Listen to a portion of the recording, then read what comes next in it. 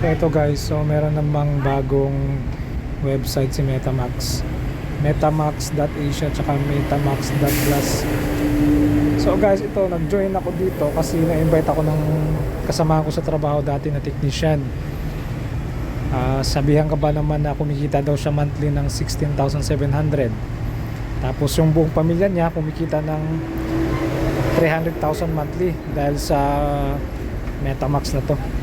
Tapos maganda na daw buhay niya. Pupunta na daw siya sa Australia. So maganda yung sinabi niya. Kaya ako na-entice naman ako. Sige, sabi ko, wow, maganda yan ha. Sige, sali ako.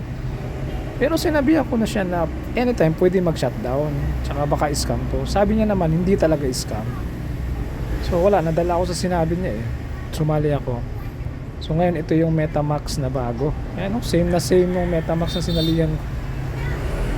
Ayan, so yan yung link na magde-deposit ka sa GCash yan, sa crypto. To convert yung dollar to crypto. Tapos yun, doon mo isi-send sa link na yun. Ayan, may mga VIP sila Ayan, same na same nung dati kong sinalihan. Yan, VIP. Yan, diyan ka magpipili ng anong gusto mong VIP. Manunod ka lang na advertisement, kikita ka na. So huwag tayong maniniwala sa ganito guys, na manunood ka lang, kikita ka na. Kalokohan yan.